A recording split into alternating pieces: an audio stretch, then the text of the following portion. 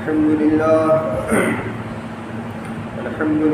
نحمده ونستعينه ونستغفره ونؤمن به ونتوكل عليه ونعوذ بالله من شرور أنفسنا ومن سيئات أعمالنا من يهده الله فلا مضل له ومن يضلله فلا هادي له ونشهد أن لا إله إلا الله وحده لا شريك له ونشهد أن سيدنا وسندنا وحبيبنا ومولانا محمد صلى الله عليه وعلى آله وأصحابه أجمعين أما بعد أعوذ بالله من الشيطان الرجيم بسم الله الرحمن الرحيم وما أرسلناك إلا رحمة للعالمين سبحان ربك رب العزة عما يصفون وسلام على المرسلين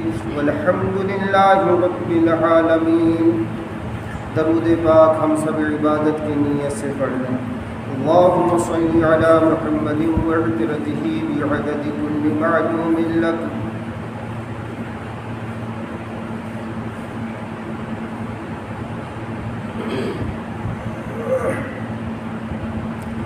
عجب چیز ہے عشق شاہ مدینہ، عجب چیز ہے عشق شاہ مدینہ، یہی تو ہے حقیقی انسان کا زینہ. دعا فرمائیے اللہ پاک ہم سب کو اپنے نبی پاک صلی اللہ علیہ وسلم کی صحیح محبت نصیب فرما دے اور ان کی اتباع صحیح معنوں میں کرنے کی توفیق دے. بیان آج کچھ کرنے کا ارادہ تھا، لیکن حالات اور بگڑا ہوا ماحول ملک کا کچھ اور اشارہ دے رہا ہے. اب تو ملک کے اندر آگ ایسی لگی ہے کہ ہر آدمی یہ سوچے ہم کیسے اس آگ کی لپیٹ چپیٹ سے بچیں گے اور پھر اپنے اہل و عیال کو کیسے بچائیں گے. اس کو اللہ کی پکڑ کہا جائے یا اپنے بدعمالیوں کا نتیجہ کہا جائے. پوری دنیا ظلم، جبر و استبداد اور تمام تر ظالمانہ حرکات و سکنات سے بھری پڑی تھی. انسان جیسی شکل تو نظر آتی تھی لیکن انسانیت نہیں تھی. ہر ایک ایسا لگتا تھا جیسے ظالم ہے،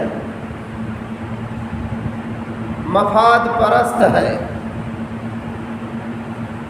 ہر ایک کی زندگی سے یوں لگ رہا تھا جیسے ہر آدمی ایک دوسرے کو دبانا چاہتا ہے. عجیب و غریب دنیا کی کشمکش تھی، عجیب و غریب انسان کا جینے کا رنگ ڈھنگ تھا.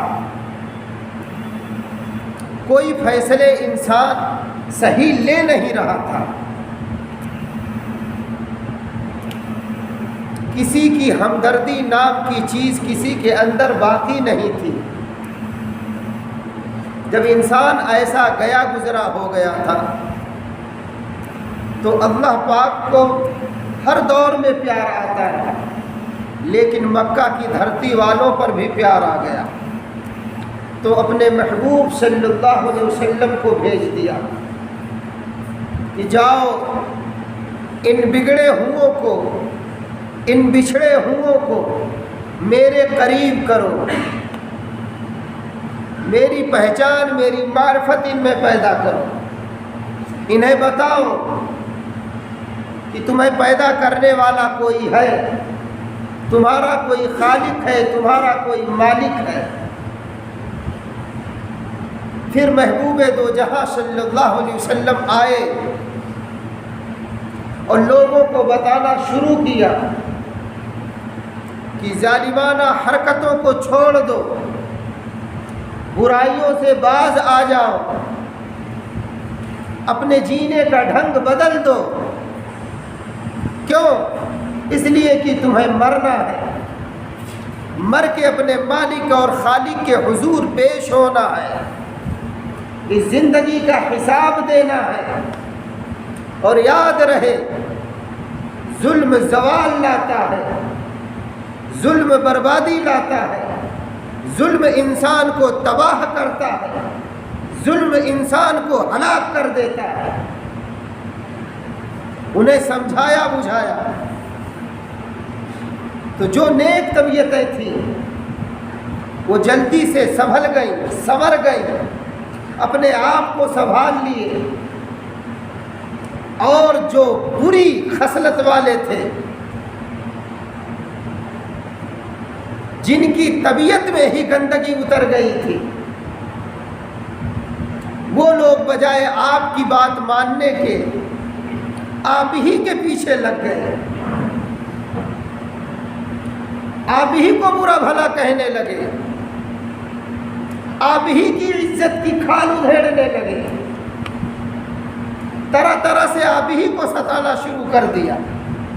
واہ، یہ انسانی فطرت ہے۔ جب یہ بنتا ہے تو بہت اچھا بن جاتا ہے، اور جب بگڑتا ہے تو شیطان بھی اس پر کہتا ہے واہ، تم تو مجھ سے بھی آگے چلے گئے۔ ایسا ہی کچھ ہم لوگوں کے اس دور میں ہونے لگا کہ جو نیک طبیعتیں ہیں، جو سنجیدہ قسم کے ہیں، جو چاہتے ہیں لڑائی جھگڑا نہ ہو، فتنہ فساد نہ ہو، انہیں کمزور گردانا جاتا ہے، انہیں کہا جاتا ہے یہ سمجھتے نہیں ہیں۔ اور جو لڑانے والی طبیعتیں ہیں، لڑنے والی طبیعتیں ہیں، جو فتنہ فساد برپا کرنے والی طبیعتیں ہیں، ان کو کہا جاتا ہے نہیں، حالات کی نزاکت تو یہ سمجھ رہا، جبکہ قرآن کہہ رہا ان اللہ لا یحب المفسدین، بے شک اللہ مفسدوں کو پسند نہیں کرتا، فسادیوں کو پسند نہیں کرتا۔ اور قرآن نے ایک دوسری جگہ کہا والفتنة اشد من القتل، سورہ بقرہ کے اندر والفتنة اشد من القتل، فتنہ، فساد، ایک دوسرے کو لڑانا، بدامنی پیدا کرنا، ملک کا چین سکون خراب کرنا، یہ قتل سے بھی زیادہ بڑا فتنہ ہے، گناہ ہے، قتل سے بھی زیادہ یہ بڑا گناہ ہے۔ والفتنة اکبر من القتل، سوچیے۔ لیکن نہیں، فتنہ برپا کرنے والے کر رہے ہیں اور کرتے رہتے ہیں۔ یہ فتنہ، یہ فساد یا اس قسم کی جو حرکتیں ہیں، اس سے انسان بچتا کب ہے؟ جب اپنے قائد کی، اپنے رہبر کی، اپنے بڑے کی بات مانتا ہے تب بچتا ہے۔ یہاں تو ہم نے ابھی تک کسی کو اپنا قائد رہبر بڑا مانا ہی نہیں، اور جیسے طے کہ یہ ہے کہ ماننا نہیں ہے۔ کیوں؟ ہر آدمی بڑا اپنے سمجھ رہا نا، یہ اپنے میں چور ہے، چاہے کچھ نہ آتا ہو، ایک کتاب دے دو کہ ایک مضمون حل کر دو، اس مضمون کو حل کرنے کی اس میں استعداد نہیں، صلاحیت نہیں، وہ بھی جو ہے بیٹھ کے بس گپے بازیاں کر رہا ہے، حکومتیں اتار رہا ہے، گرا رہا، بیٹھا رہا، اپنی حقیقت سے خود نابلد ہے، خود پتا ہے اس کو، جب میں اپنے ایک گھر کو نہیں سنوار سکتا، ایک گھر والوں کو جب نہیں میں فتنہ فساد سے بچا سکتا، ایک گھر کو جب لڑائی اور جھگڑے سے میں پاک نہیں رکھ سکتا، تو بتاؤ گاؤں کو کیسے بچاؤں گا، امت کو کیسے بچاؤں گا؟ ہم آپ اپنی اتنی صلاحیت کھو چکے ہیں، جب اپنے گھر میں محبت نہیں پیدا کر سکتے ہیں، اپنے گھر کا جھگڑا نہیں ہم ختم کر سکتے، اپنے گھر میں ہم امن امن نہیں قائم رکھ سکتے، اپنے گھر کی زندگی چین اور سکون والی جب نہیں بنا سکتے تو بتائیے گاؤں والوں کیسے بنائیں گے، پھر پورے ملک کی کیسے بنائیں گے؟ یہ تو خدا داد ایک نعمت ہوتی ہے، ایک صلاحیت ہوتی ہے جو اللہ عطا کرتا ہے۔ ایک قبیلہ ہے خزرج اور ایک قبیلہ ہے اوس، دونوں اسلام لائے، بھائی بھائی ہو گئے۔ یہودیوں کا ایک بہت بڑا فتین آدمی تھا، جھگڑا لڑانے میں بہت ماہر تھا۔ اس نے جب سنا کہ یہ دونوں قوم، یہ دونوں خاندان آپس میں مل گئے ہیں، جبکہ اس دونوں خاندان کے اندر 120 سال تک جنگیں چلی ہیں، فقط چھوٹی چھوٹی ایک بات پر، تو اس کو حیرت ہوئی کہ جن خاندانوں میں اتنی نفرت تھی وہ خاندان آپس میں کیسے ایک دوسرے سے اتنی محبت کرنے لگے۔ تو لوگوں نے بتایا کہ پیغمبر آئے ہیں محمد صلی اللہ علیہ وسلم، جو انہیں محبت کی، بھائی چارے کی، اخوت کی، جو انہیں رات دن سبق سکھاتے ہیں، پڑھاتے ہیں، یہ انہی کے پڑھائے ہوئے سبق کا اثر ہے کہ ان میں آپس میں محبت ہے، ایک دوسرے کی نفرت انہوں نے ختم کر دی ہے۔ تو اس نے کہا ان کو لڑانا تو بہت آسان ہے، میں لڑا سکتا ہوں۔ تو ان یہودیوں کو، نصرانیوں کو حیرت ہوئی کہ اتنی محبت آپس میں رکھنے والوں میں کیسے آپ لڑائی لڑائیں گے؟ کہا بتاؤ؟ کہا ہاں۔ کہا ٹھیک ہے، ان کا کوئی میدان بتاؤ جہاں ان کے نوجوان رہتے ہو۔ بتا دیا گیا، کھلا جگہ کھلا وقت ملتے ہیں۔ وہ وہاں آ گیا، بوڑھا آدمی، اور اس نے ایک لڑکے کو بلایا، نوجوان کو کہا یہاں تمہارا کیا نام ہے؟ بتایا تمہارے باپ کا، تمہارے دادا کا۔ اچھا اچھا، تم پھلا کے پوتے ہو؟ ہاں۔ ارے وہ تو اپنی داڑھی جو ہے مہندی کیا کرتے تھے، رنگتے تھے نا، وہی نا؟ اس نے کہا ہاں ہاں وہ میرے دادا تھے۔ ارے تو تم یہاں دوسرے خاندان کو بلایا؟ کہا اچھا، یہ تم لوگ وہی لوگ ہو کیا جو آپس میں اتنے اتنے دنوں تک لڑتے تھے؟ ارے تمہیں کچھ پتا بھی ہے تمہارے دادا کو کیسے ان لوگوں نے مارا تھا، دوڑا دوڑا کے؟ تم لوگوں کو کچھ پتا بھی ہے تمہارے بہن بیٹیوں کو کیسے ان لوگوں نے زد و کوب کیا تھا؟ اب وہ ایسا بھڑکایا کہ یہ نوجوان آپس میں پھر گتھم گتھا ہو گئے۔ مدنی کریم صلی اللہ علیہ وسلم کی محنت پر پانی پھیرنے لگے، شیطان یہاں آ کے دندرانے لگا۔ نبی موجود ہے، وحی کا سلسلہ ابھی باقی ہے، لیکن لڑانے والا دیکھو کیسے لڑا رہا ہے۔ اب ان کی لڑائی ختم کون کرے؟ اللہ کو ان پر پیار آ چکا تھا، یہ صحابیت کا پھول ان کے دل و دماغ، ان کی قسمت میں کھل چکا تھا۔ اللہ کو پیار آیا اور کہا جبرائیل جلدی جاؤ، میرے محبوب کو اطلاع دو کہ ان کا جھگڑا آپس میں آ چکا ہے، ختم کریں۔ حضرت جبریل علیہ السلام آئے، جیسے پیغام ملا مدنی کریم صلی اللہ علیہ وسلم آئے ان نوجوانوں کے بیچ میں اور کہا کہ تمہارے اندر سے یہ جھگڑے اور فتنے ختم تھے، تم نے وہی زمانے جاہلیت والا جھگڑا پھر شروع کر دیا۔ وَاعْتَصِمُوا بِحَبْلِ اللَّهِ جَمِيعًا، اللہ کی رسی کو مضبوطی سے پکڑو۔ اللہ کی رسی ہے کیا؟ قرآن ہے، نبی کی حدیث ہے، نبی کی سنت ہے، اسلام ہے، ایمان ہے، ایقان ہے، احسان ہے، یہ اللہ کی مضبوط رسی ہے۔ اسے جو پکڑے گا وہ گمراہ انشاءاللہ نہیں ہوگا۔ اور کہا وَلَا تَفَرَّقُوا، اور آپس میں تفرقہ مت کرو، جھگڑے مت کرو، فتنہ و فساد مت کرو، رک جاؤ یہی۔ کیوں؟ ابھی میں تم میں موجود ہوں، جب تمہارا یہ حال ہے، جب تم میں نہیں رہو گا، تب شیطان تمہیں کتنا لڑائے گا، بھڑکائے گا۔ خیر ان کے جھگڑے ختم ہوئے۔ کہنا یہ ہے ابھی نبی موجود ہے، وحی کا سلسلہ بھی آ رہا ہے، یہاں تو کچھ بھی نہیں ہے۔ یہاں شیطان کتنا کام کرے گا؟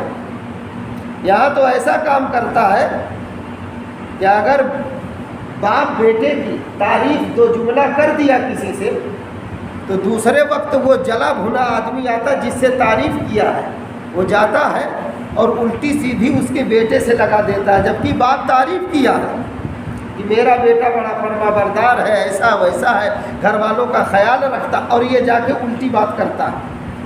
اکثریت ہم میں ایسے لوگوں کی موجود ہے، اگرچہ ہم خاندانوں میں نہیں لڑا رہے ہیں، لیکن یہاں باپ بیٹے میں تو لڑا رہے ہیں۔ کسی کی شادی لگ رہی ہے، وہاں جا کے بگاڑ رہے ہیں، بلا وجہ کوئی کما کے آیا بیچارہ، اس کو منافع زیادہ ہوا تو اس پر جو ہے بے ایمانی کا الزام لگا، تب آپ بیٹھ کے اپنے بیٹھے کرتے ہیں۔ اس وقت تو اور آسان ہے شیطان کو بھڑکانا بہکانا۔ آپ دیکھیے ملک میں کیسی آگ لگی ہے، کتنی ٹرینیں جلائی جا رہی ہیں، کتنی جانیں جا رہی ہیں، پولیس پر پتھراؤ، پھلا جگہ راستے روکے جا رہے ہیں۔ آپ دیکھیے اخبار پڑھ رہے ہیں، آپ دیکھیے پورے ملک کا امن تباہ ہے، سکون غارت ہوا ہے، چلنا چلانا سفر کرنا مشکل ہو رہا ہے، دینی مجلس کرنی مشکل ہو رہی ہے۔ اب دیکھیے کتنا فساد بھڑکا ہوا ہے، لیکن کہیں بھی ہو ہم تو یہ کہہ کے ٹالتے ہیں ہم سے کا لینا دینا، ہمارے ہتھوڑی ہے۔ شیطان کی لپیٹ چپیٹ میں ہم ہی آ پائیں گے۔ وہ ایمان والوں کی ایمان کو کھلونا بناتا ہے، اس لیے یہ خیال رہے کہ ہم سے کوئی ظلم نہ ہونے پائے، ہم سے کوئی بددیانتی بدامنی نہ ہونے پائے، کہ ہم اللہ کی عدالت میں مجرم ہو جائیں۔ یہاں کہ اگر عدالت سے بچ گئے تو اللہ کی عدالت سے نہیں بچ پائیں گے۔ کیوں؟ کیونکہ وہاں صرف اور صرف فقط انصاف ہوتا ہے، انصاف۔ وہ عدالت صرف انصاف پر مبنی ہے، قائم اور دائم ہے۔ فَمَن يَعْمَلْ مِثْقَالَ ذَرَّةٍ خَيْرًا يَرَهُ وَمَن يَعْمَلْ مِثْقَالَ ذَرَّةٍ شَرًّا يَرَهُ۔ ذرہ برابر جو خیر لایا ہوگا وہ بھی اس کا سلوک دیکھے گا، اور ذرہ برابر جو برائی کر کے جائے گا وہ بھی انجام دیکھے گا انشاءاللہ۔ وہ دن دور نہیں، لیکن ہاں اللہ کی زمین پر ہم آپ ہیں، یہاں بسے ہوئے ہیں، اس کی زمین کو اس کی نافرمانی سے ہم گندی نہ کریں۔ وہ بڑا رحیم کریم ہے، وہ جلدی پکڑ نہیں کرتا۔ اگر اسے پکڑ کرنی ہو تو ظاہر سی بات ہے کہ سمجھانے بجھانے والا کیوں بھیجے؟ اس کو تو انسانیت سے پیار ہے، 70 ماؤں سے زیادہ بندوں پر مہربان ہے۔ وہ تو چاہتا میرے بندے مجھ سے جڑے رہیں تاکہ میں ان کو اپنی برکتیں اتار کر دکھاؤں کہ سکون کیا چیز ہوتی ہے، برکت کیا چیز ہوتی ہے، اللہ کے سامنے جھکنے سے کتنا سکون کتنا چین ملتا ہے، وہ تو یہ دکھانا چاہتے ہیں۔ لیکن ہم آپ کیا دیکھنا چاہتے ہیں؟ کہیں اگر فتنہ ہوا ہوتا ہے، لڑائی جھگڑا ہوا ہوتا ہے، تو ہم لوگ اس جگہ کا جائزہ لینے پہنچ جاتے چاہے کچھ بھی نہ ہو، جیسے سب سے بڑے اخبار نویس یہی ہو، پہنچ جاتے ہیں۔ اب وہاں کتنوں کو چوٹ آئی ہے، کیا آئی ہے کیا نہیں، کس کے ساتھ کیا بیتی ہے، پھر ان سے کچھ لینا دینا نہیں ہے نا۔ اور کہیں ایک ویڈیو پا گئے تو سب کو دکھاتے پھریں گے کہ دیکھیے وہاں کیا ہوا ہے، دیکھیے۔ اور پوچھو 2 رکعت پڑھ کے ان بیچاروں کے حق میں دعا کیے ہو کہ نہیں؟ تب نہیں، تب تو منہ گر جاتا ہے، تب منہ لٹک جاتا ہے۔ پورے ملک میں فتنہ فساد بھڑکا ہوا، بدامنی چھائی ہوئی، پورا ملک بے سکونی میں ہے۔ کتنے لوگ 2 رکعت پڑھ کے اپنے ملک کے امن کے لیے دعا کر رہے ہیں، کتنے لوگ کر رہے ہیں، کتنا صدقہ خیرات ہم آپ کر رہے ہیں، ہمارے ملک سے بدامنی ختم ہو جائے، کتنا کر رہے ہیں دیکھیں۔ بس چپ چاپ بیٹھے، اخبار پڑھ پڑھ کے بس مت پوچھو۔ عجیب حالت ہے۔ کیا مسلمان یوں جیتا ہے؟ کیا مسلمان کی سمجھ ایسے ہوتی ہے؟ مسلمان تو ایک دوسرے کا ہمدرد ہوتا ہے، ایک دوسرے کا خیر خواہ ہوتا ہے، امن پسند ہوتا ہے، انصاف پسند ہوتا ہے۔ بدامنی جہاں چھا جاتی ہے، بے انصافی جہاں ہوتی ہے، یہ انصاف دلاتا ہے۔ بدامنی کے خاتمے کے لیے یہ کوشاں ہوتا ہے، کوشش کرتا ہے۔ لیکن یہاں کیا ہو رہا ہے؟ ہمارے بس میں کہاں ہے؟ ارے 2 رکعت تو ہے نا۔ اب تو کتنے یہ بھی کہنے لگے پڑھتے تو ہیں نہیں، لیکن شکایت کہ 2 رکعت سے کہاں ہو جائے والا ہے۔ ہم نے کب کہا کہ سب کچھ اسی سے ہوگا؟ لیکن کرو تو، ایک عمل تو کرو، صدقہ کر کے تو دیکھو۔ بدامنی چین میں کیسے بدلتی ہے، اللہ انہی آنکھوں سے انشاءاللہ دکھائے گا اور دکھاتے ہیں۔ لیکن کچھ تو کرو۔ تبھی تو 1500 سال پہلے کچھ دعائیں سکھا کے چلے گئے کہ دیکھو عشاء کے بعد جب تم لا حول ولا قوت الا باللہ 10 بار پڑھو گے، ناگہانی بلا سے بچائے جاؤ گے۔ جب بسم اللہ علی دینی و نفسی و ولدی و اہلی و مالی فجر پڑھ کے مغرب پڑھ کے پڑھو گے 3 بار، تو تمہاری آل اولاد، تمہارا دین، تمہارا جان مال سب کچھ اللہ کی امان میں ہو جاتا، بچایا جائے گا۔ کیوں؟ کیونکہ 1500 سال پہلے نگاہ نبوت دیکھ رہی تھی کہ میری امت پر کون سی مصیبت کے پہاڑ ٹوٹنے والے ہیں۔ لیکن یہ تو امت نبی کی زندگی سمجھنے کو تیار نہیں، پڑھنے کو تیار نہیں۔ ابھی کتاب کا جائزہ لیجئے اور جائزہ اپنا اپنا لیجئے کہ ہمارے آپ کے گھروں میں نبی کی سیرت کی کئی کتاب موجود ہے، صحابہ کی زندگی کی کئی کتاب موجود ہے۔ جائیے دیکھیے، میں تو قسم کھا سکتا ہوں جتنے موبائل ہمارے آپ کے گھروں میں موجود ہے نا، اتنی کتابیں سیرت کی موجود۔ ارے قرآن نہیں موجود ہے، سیرت کی کتاب تو چھوڑ دو۔ دین ایسے آتا ہے، دین پڑھو، پڑھنے والوں کے پاس بیٹھو۔ تمہیں تو دوسروں کی برائی کرنے سے فرصت ہی نہیں۔ یہ چماروں کا طریقہ تھا اپنے یہاں، چماروں کا طریقہ کیا تھا؟ وہ اپنے گھر میں چھپ کے اپنی بیوی سے ان کی بڑے میاں ایسے ہیں، چھوٹے میاں ویسے ہیں، برائیاں کرتے تھے۔ فلانے خاں صاحب ایسے ہیں، فلانے شیخ جی ایسے، وہ چمار کرتے تھے۔ کیوں؟ وہ ڈری سہمی قوم تھی، وہ بزدل قوم تھی، وہ گھسی پٹی قوم تھی، وہ پیروں سے رودی ہوئی قوم تھی، وہ ذلیل قوم یہاں سمجھی جاتی تھی، اور ان کے دل و دماغ میں خوف اور ہراس چھایا ہوا تھا۔ اس لیے وہ چھپ کے اس طرح سے خاں صاحب، شیخ جی، سید صاحب کی برائیاں وہ کرتے تھے جو ہم میں اور آپ میں آ گئی ہیں۔ بدلیے اس اپنی حقیقت کو، بدلیے اور اللہ سے ہمت مانگیے، بزدلی کا خاتمہ ہوگا انشاءاللہ۔ صحابہ کی زندگی پڑھیے، نبی کی سیرت پڑھیے، پھر سینے کے اندر کشادگی آتی ہے، دماغ روشن ہوتا ہے، پھر انسان کو ایک زندگی جینے کا نیا ڈھنگ اور طریقہ معلوم ہوتا ہے۔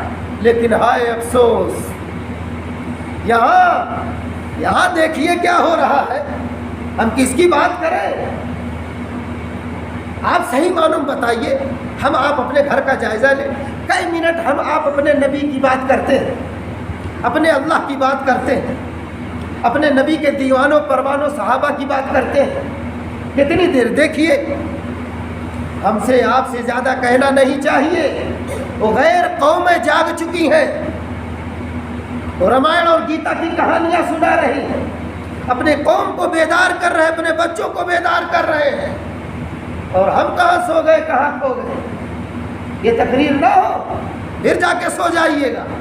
داؤ پکی گڑیا کی امی، صبحیاں تو دال کھائی گئی ہے، بے پیٹو تو خالی پیٹ زندہ کرنے کے لیے پیدا ہوا ہے، اب بھول جا، گوسوا تو نام ملے والا ہے۔ واہ بھائی، واہ بھائی، ابھی آپ اسی میں جی رہے ہیں، ابھی آپ اسی میں پریشان ہیں۔ چلا ساگ اوگ دیکھا، حلق سے تو نہ اترتے، چلا جی ایک تو ہے یہ زندگیاں۔ واہ بھائی، ارے شکر ادا کرو۔ صحابہ تو خشک روٹی کھاتے تھے، اتنا خون بنتا تھا کہ خون نکلوانا پڑتا تھا ان کو، اور ہم آپ نہ جانے کیا کیا کھاتے ہیں، الٹے خون چڑھوانا پڑتا ہے. کلاشیت آ گئی، غریبی چھا گئی، جتنی کمائی بڑھ رہی ہے اتنے رونا رو رہے ہیں. واہ بھائی.